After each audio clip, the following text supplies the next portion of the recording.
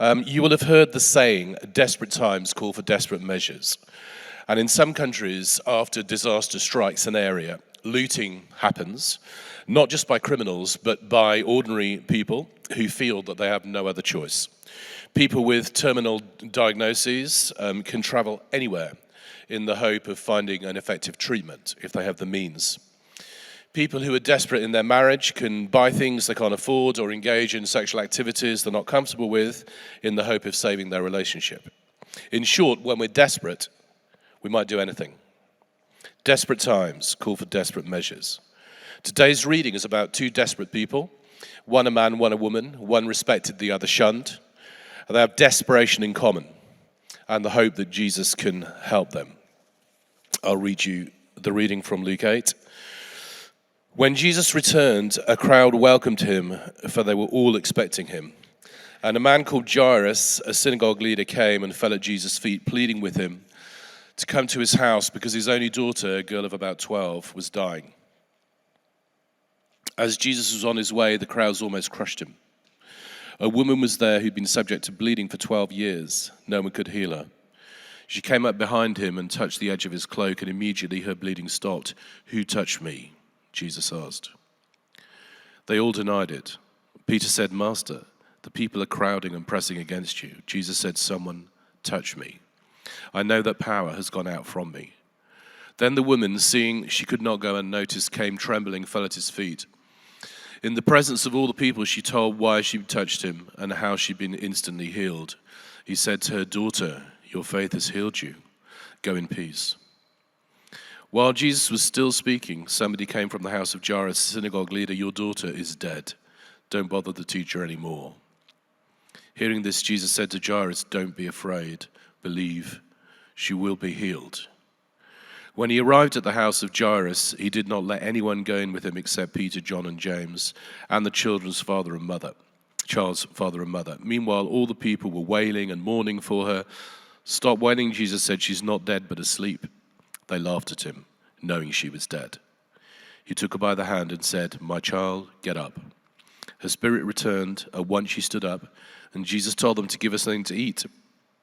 Her parents were astonished, but he ordered them not to tell anyone about what had happened. Jesus has just fought an incredible battle. He's traveled from one side of the lake, to which he returns in this reading, to the other side, and he faces what is described in the Greek as an earthquake upon the lake, a storm, an earthquake on the lake. And that's designed to prevent his arrival in the region of the Gadarenes, because he's about to deal with this demonized person who is controlling the lives of everybody in the area.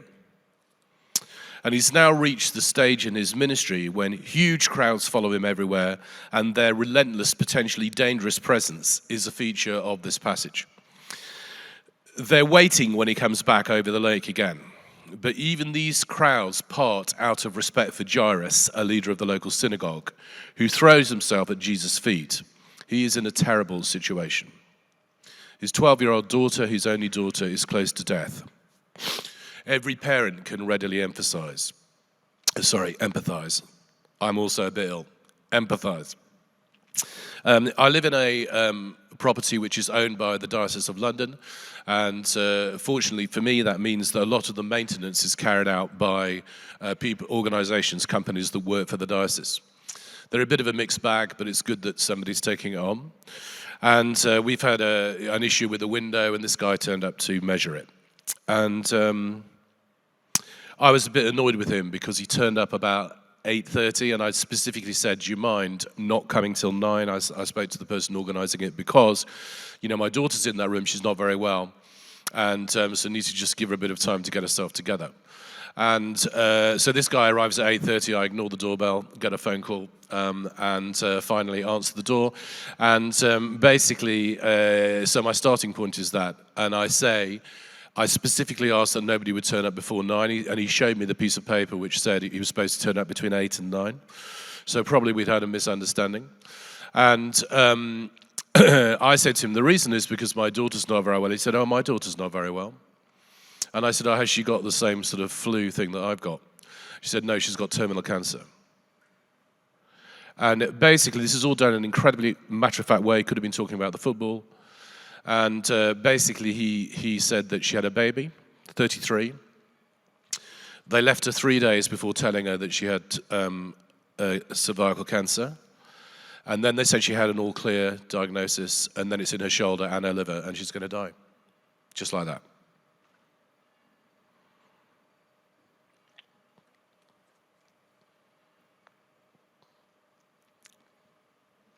He said to me, "It's not your problem." I said, "It is now."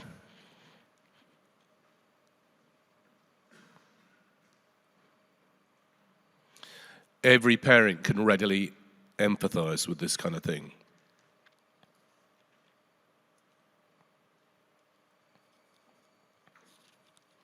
So Jairus' wife is presumably at home trying to comfort her daughter. And the man is doing everything he can to fix it, to find any means of helping the situation. Jairus falls at the feet of the miracle-working rabbi. Mark records the man's request in his account of this: "Please come and put your hands on her, so she'll be healed and live." There's no further discussion. Jesus immediately sets off towards the home of this man. But the pressing crowds are so great that it's difficult for Jesus to even breathe in the Greek. To even breathe. This gives us an understanding of the impact of the miraculous ministry of Jesus. The answer to the question, why did crowds follow him everywhere? It was not the teaching, is the miraculous power of Jesus and the report that went everywhere about this. This is why there was so much excitement when Jesus finally arrives in Jerusalem. He is a wonder-working, probably prophetic person who could do huge good to the people of God. People don't gather like this unless they want something. They want to watch a sporting event. They want to hear a performer. They want something. They're around Jesus in ever-increasing numbers because he can heal people. In those days, there's no means of medicine, right? Nothing. So if you know that there's somebody that could heal whoever, you, your family, your extended family, you're going to get people there. And this is why Jesus regularly told those he healed not to tell anyone. Everyone in the crowd needs something, otherwise they wouldn't be there. And we're told that in that crowd, there was a woman who'd been bleeding for 12 years, probably due to a constant menstrual issue. She would have been in pain, she would have been weak. From a religious perspective, she shouldn't have been in a crowd of any kind. The law states in Leviticus 15 that a woman who's been bleeding was ritually unclean and that her uncleanness could be transmitted to those that she touched. Mark tells us that the woman had been to many doctors, had spent all her money, and was no closer to a cure. She is desperate. Having made the extraordinary physical effort of pushing herself to the front of the crowd, just think about how difficult that would have been, she reaches out and probably grabs one of the tassels on Jesus' outer garment. She believes that all she needs to do is touch his clothes and she will be healed. I've often observed that this kind of faith is more comprehensible if you imagine having seen Jesus heal a lot of people in front of your eyes, and on at least one occasion, at least once, but probably many times, seen this happen. The same is true for Jairus. This explains why both this woman and Jairus are so desperate to get to him, because they believe he can help them because of what they've seen. I remember speaking at New Wine one year, and I was speaking about this kind of thing. That's a conference lots of people go to, and at the end of the session, when I need a coffee, and the way the program's worked is I haven't been able to get to the Leaders' Lounge. I want the Leaders' Lounge and the coffee. I want the coffee that's in the Leaders' Lounge, just to clarify. I prayed for enough people, and I now need to go and get the coffee in the Leaders' Lounge. Is that clear? Somebody brings forward a woman, and she is looking at me with these massive eyes, and I can see in her eyes she's thinking, if only I can get him to pray for me. And I remember thinking, that is too much pressure. But I didn't say that. The person she's with is a professional Christian. She's praising God out loud for whatever reasons known to her, and weeping and praising the Lord. This woman is just standing there. And out of the extreme kindness of my heart, I pray for her and delay the coffee drinking. I do not ask her what she wants prayer for. I just say, well, would you like to open your hands? I'll invite the Holy Spirit to come. She does that. She is instantly going head forwards towards the stage. We're standing at the foot of the stage, and she's going to hit her head on the stage. And at that point, I realized this is not a professional Christian. It turns out she's not a Christian. She's never been prayed for, but she's believed what I've said. And so she goes out on the floor. She can't move, and she can't even talk to me. She is completely out. And this woman then comes up to me in the evening and says, hi, thank you for praying for me. By this stage, I pray for a lot of people. I don't recognize her. And she said, you prayed for me. And I think, did I? You know, what happened? And she said, well, I was lying. I remembered who she was. And she said, so my story is I was in a horse riding accident. I've got metal all through my back, and I can't stand up for more than 2 or 3 minutes at a time without being in agony. And I just want you to know, I've been absolutely fine all day. I can't remember the last time that was. Anyway, I saw her every year for the next 3 years. And basically, her name's Sue. And every year, she was telling me, no pain. Nope, I'm dancing now, by the way. And also, I've got sensation where the metal is apparently in my back. Completely impossible, right? What I will always remember about the story is that she believed me. I think she believed me more than I believed me.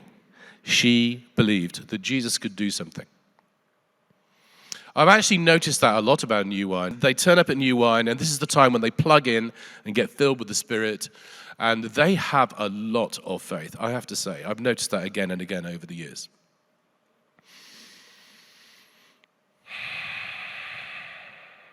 So I think that faith leads to faith. And if you're Jairus, or if you're this woman, you've seen Jesus do unbelievable things, and that is why you believe that you just need to get near to him. It may be that she didn't want to risk rejection from a rabbi, so she touches by faith without asking. We're told that as soon as she touched Jesus, she knew she'd been healed in verse 44. How fantastic is that? Just imagine all the years of pain. Just imagine being released in one moment. Praise God. She starts to try and move away, and notice Jesus calls out, "Who touched me?" Now that'd be like a celebrity walking amongst a group of fans and paparazzi and suddenly asking, "Who took my picture?" Peter, in spiritually dim mode, reminds Jesus that lots of people are touching him. I think Jesus probably knew that, but Jesus knows that somebody's touched him with the touch of faith, and he said, "I felt power go out of me." Isn't that fascinating? That Jesus is so in touch with his Father that he can discern something like that. He felt power go out of him. Why was it important, do you think, that the woman should identify herself? So that God would be glorified for what had happened? So her act of faith might be validated? So she'd no longer be regarded as unclean? I think these are all good suggestions. But maybe it was Jairus who needed to hear her account. It must have been tempting just to keep on swimming through the crowd, but despite her fear, she identifies herself, hoping against hope that her healing will not be taken from her, that she won't be rebuked. Of course, when she tells Jesus what has happened, he simply and beautifully says, "Daughter, your faith has healed you. Go in peace." I imagine her dancing for joy all the way home. But not everybody was rejoicing. From Jairus' perspective, this could only have been seen as a delay that threatened his daughter's life. He probably felt the frustration of somebody in an emergency situation who's now stuck in immovable traffic. To make matters worse, while Jesus is talking to the woman, a messenger comes from Jairus' house with the devastating news that his daughter is already dead. And quite bluntly, there's no point in taking up any more of Jesus' time. I imagine Jairus' knees buckling after this body blow.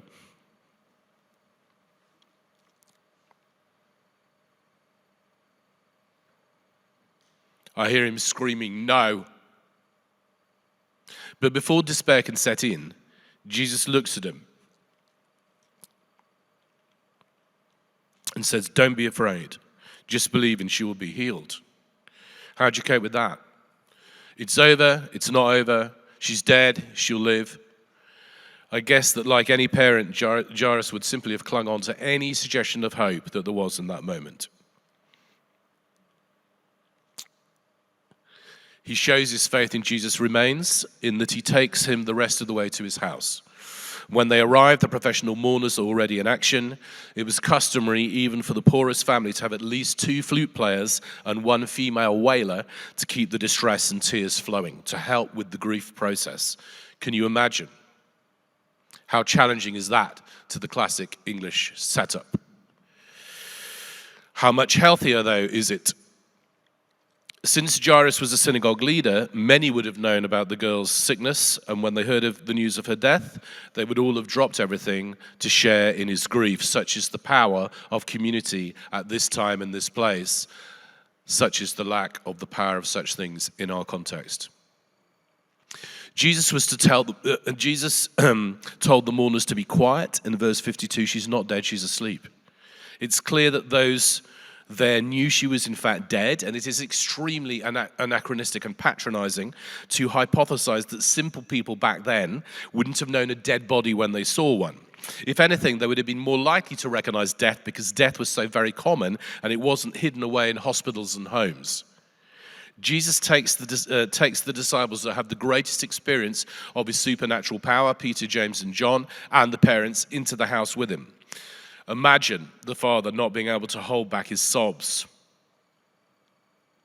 as he sees the lifeless body of his daughter. He must have struggled to keep believing at that moment. But it's only for a moment, because Jesus, the Lord of life, walks over to the body, takes a hand, and commands, "My child, get up." Mark records the actual Aramaic, Talitha kum, the words a mother might say to awaken a child in the morning. Then her spirit returned, and at once she stood up. There's no groggy self-consciousness. There was no, "Where am I?" There was no weakness from sickness that led to death. She just stood right up, and Jesus, I bet with a smile, said, "You better get her something to eat," because she's a teenager. In a classic example of Western understatement, we read, her parents were astonished in verse 56. In fact, the Greek means out of their minds, or besides themselves. In reality, there were no words that could possibly describe what anyone would feel at a time like that. Perhaps rather strangely, again, on the face of it, Jesus tells them, the people in the room, "Do not tell anybody what's happened." Verse 56. You'd think as soon as the door opened there and she emerged eating a piece of toast, people would probably have worked it out. By contrast, the demonized man Jesus has just released is told by Jesus to go and tell everybody what happened to him. Theories abound as to why there is this difference, but I think it's fairly obvious that whereas Jesus is nowhere near the demoniac, the parents are right there with him, which will only increase the size of the crowds all around him and make it more difficult for him to do what he's called to do. What are we to take from this? Firstly, assuming that these accounts are not fabrications, we see a clear demonstration that Jesus is God the Son. He's not the best amongst men, he is the only. The healing of the woman with the issue of blood is extraordinary in itself, but Jesus has the power to bring a little girl back from the dead. We don't read these accounts every single time we're in church, obviously, but here is unequivocal evidence for those of us who believe, which is most people in this room, that Jesus is who he claimed to be, God the Son, sent by his Father. No one else in history has made the claims that Jesus has made about himself. No one else in history has backed up those claims in these ways, unless what we read is some kind of invention. It has, however, been correctly observed that it would take more than a Jesus to invent a Jesus. Who amongst Jesus' disciples was actually capable of undertaking a task of this kind? None of them. As Bob Dylan observed years ago now, you've got to serve somebody. We may follow our friends in practice, we may follow our family, we may follow social media trends, we may worship money, sex, or power, we may have a favorite influencer or a favorite podcast or TED Talk person, but sure as eggs is eggs, we all give ourselves to someone in the quest for something. We give ourselves to someone or to the quest for something. All of us do. The accounts in this morning's reading demonstrates exactly why so many people have chosen to follow Jesus above all of these things. Following Jesus means responding to who he is, and the act of response is called faith. It's the same faith exercised by the woman and the man in our reading, the same thing. The choice involves daring to reach out and put our trust and confidence in Jesus, the one we've just read about. Second implication, for those who believe, we are reminded that desperate times require us to call upon Jesus. And there is nobody here that has not already gone through desperate times, or if you have not, because you're young enough, you will. Desperate times require us to call upon Jesus. These accounts show that Jesus is able to help in the most desperate circumstances when there are no other options. Not only is he able to help, he's also willing to help. Jesus is the person who defended widows, touched lepers, valued women and children as people in their own right, ate with tax collectors and sinners, freed a foreigner from demonic powers, put up with extremely slow learners, forgave the friend who denied him 3 times in one night, and showed mercy to a thief while he was being crucified. He is able, and he is willing to help us. Are you facing a desperate situation? Is it a physical problem that threatens your life? A relationship that's gone wrong? A financial problem that's overwhelming? A legal issue that's hopeless? A terrible fear that God has abandoned you? A personal issue that's gripping you, a hurt that feels inescapable? These are the common things. Jesus is able and he's willing to help you. He may not do exactly what you expect, but he will do what is best. So let us turn towards him in our desperation and not turn away from him, which is the temptation. Thirdly, we learn that faith and patience sometimes belong together. This woman waited 12 years for healing. The synagogue ruler had to wait while Jesus ministered to someone else. We need to trust in God's timing as well as in his power. The faith journey requires us to learn how to rest in the wisdom, faithfulness, and providence of God. Of course, timing is everything. It's the difference between a normal turning at a junction and an accident. It's the difference between a goal and a save. It's the difference between making and losing money. There are times when we can see things that God has done during a delay. He may have developed our ability to trust him, or he may have kept one door closed because another, about which we know nothing, is about to open. There are other situations, though, when we will never fully see what God is doing until we are with him forever. Based on the character of Jesus, though, even in these most desperate situations, I'm convinced that God's purpose, when we fully know it, won't just be good, it will be perfect. Let's stand.